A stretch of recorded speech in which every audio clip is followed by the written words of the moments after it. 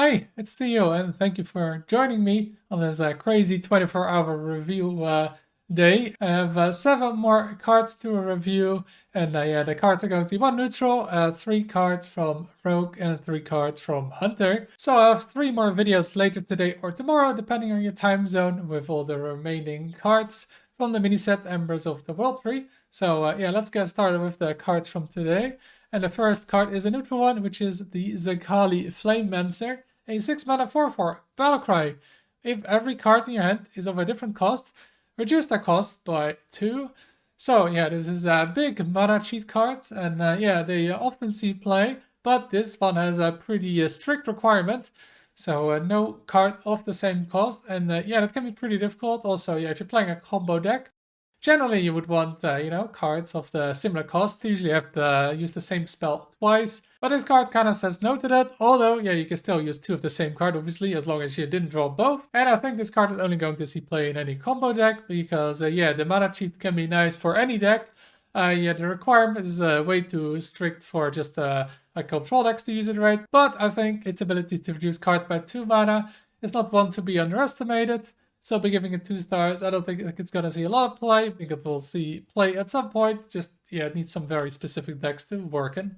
And then let's go to a Rogue. And yeah, Rogue has a lot of good decks at the moment. Probably the class with the most decks. So let's see what cards are going to be helping Rogue. So let's get started with the very first card. And it is Smoke Bomb. A 2-mana fire spell. Discover a combo, Battlecry, or Stealth minion with a Dark Gift. So imagine it's just one of each again. So you see 1 combo minion, 1 Battlecry minion, 1 Stealth minion. Now there aren't too many cards for a combo or stealth, so on average they are pretty good. And yeah, Battlecry can be anything really. Just like with Death Knight, there will be another card after this that yeah, requires you to have Dark Gift, so keep that in mind. But yeah, cards getting Dark Gift is pretty good. Just yeah, the cards have not been amazing that have had that Dark Gift.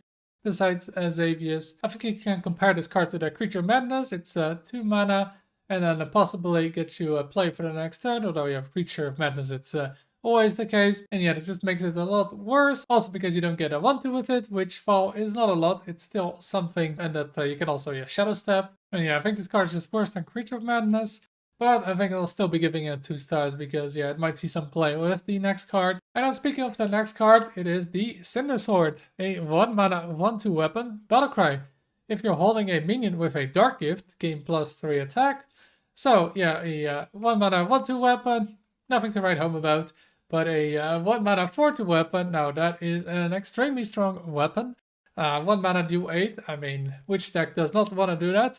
Or just, yeah, 1-mana kill 2 minions. Do need to play the Dark Gifts if you want to make it 4 attack. But it is, yeah, just 8 damage for any deck, right? Any deck at some point could want that, especially if you're playing Rogue. I think it's just a really good card. Like, yeah, you do have to play those Dark Gift cards, which does bring it down a bit. But, man, 8 damage for 1 mana, that is an insane amount. And yeah, I think this card is just really strong. I'll be giving it a 1 star if you don't have a Dark Gift in your deck, but if you do run Dark Gifts, I'll be giving it 4 stars. Then we have the Ever-Burning Phoenix, a 4-mana 2/2 elemental. Cost 1 less for each card you've played this turn. Death return this to your hand. So infinite tempo in a way, but yeah, you do need to play 4 cards to make this cost 0. So every turn you could have a free 2/2 on the board. But yeah, you do need to play 4 cards each turn, and well, Rogue can do that a lot. I don't think this card is going to be amazing. First of all, it's only a 2/2, right? And second of all, yeah, it does return to your hand, so you always got to be careful, right? If you have 2 of these on the board, then you can only be at 7 cards. Or like you want to play Ashemain, that can be really annoying. And yeah, I don't really see any combos you can do with this. For just having yeah, an extra card in a turn for 0 mana, right? There's no like Edwins that really skill well with 0 mana cards. But it is a 0 mana 2/2 card sometimes, and that you can play every turn. So I feel like it has to be used at some point in a Rogue deck. So I'll be giving it 2 stars. Then we're going to Hunter, and Hunter at the moment has a couple of decks you can play. There is Imbue Hunter, although not the strongest. It's something you got to keep in mind. There's like the Hemp Puff Hunter still being decent, and there's like the Aggro, Zerg, Egg Hunters also still around. Maybe even something like this Cover Hunter can pop back up at some point. So that's what we want to keep in mind. We're going to the Hunter cards. So let's start with the very first one, which is the Bursting Shot, a 2-mana fire spell. deal 2 damage to 3 random enemies. And yeah, this card looks a little bit, just a little bit, like a ricochet shot. And instead of a 1 on the card, there's now a 2 on the card. And yeah, they also changed the arcane spell into a fire spell, so it doesn't look too copied. But yeah, I think ricochet shot saw a little bit of play. It's only 1 damage, but it's also only 1 mana. Now this one for 2 damage, it's hitting 3 random enemies, so it can't hit the same one, it's 3 different ones. So that's actually sometimes better, right? Because you actually know that if there's 2 minions, it's always going to hit both of them. So it's not that amazing, right? Most minions have 3 health or more. But if there's no minions on the board, then yeah, it's just 2 mana, deal 2 damage to the face. It does kill well though with spell damage, although yeah, there's not a lot of it in standard right now for Hunter. Doesn't kill a lot, and yeah, by itself, unless there's some meta, you know, where like there's a lot of 2 health minions that you want to kill early. I don't think this card is going to see a lot of play, and I'll be giving it 2 stars. Then we're going to the second Hunter card, which, yeah, you might want to be playing in Imbue Hunter. And that is the Tending Dragonkin, a 3 mana, 3/2 dragon. Battlecry, copy the lowest cost beast in your hand. So yeah, this card looks very much made for Imbue Hunter. Because, yeah, well, you might initially think, oh, this is good to hand buff. Yeah, this is just going to soak the hand buff cards. So I doubt you want to be playing it in a hand buff Hunter. But in Imbue Hunter, right, is...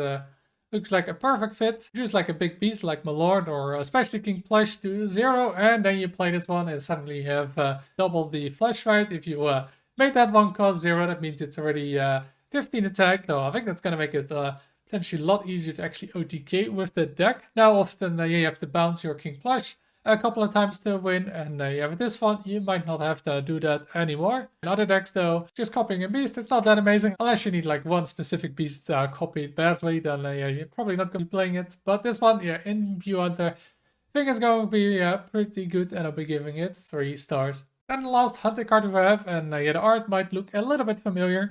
It is the Magma Hound, an 8 mana 5/8 elemental beast. Rush, after this attacks a minion and survives, deal this minion's attack damage split among all enemies. So with this card, you play it, you attack a minion, then yeah, this card has to survive, and then it deals 5 damage randomly split among all enemies.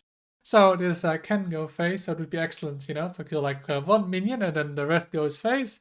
And yeah, a card like this kills very well with the attack buffs, right? If you can imbue this down to 0 mana, it's at least 13 damage. So yeah, you attack the 1 minion you have on the board, this will be 13 face damage. There's multiple minions, all those minions are gonna soak some damage, and yeah, I think this card is just not going to be very consistent then. And why even play this when you just have King Plush, which is just a way better card at doing what this card wants to do. The card is just not very good for 8 mana, and yeah, if you want to play it in a deck that can reduce it, then yeah, you rather play other cards, so be giving it 1 star. And that is it for this review.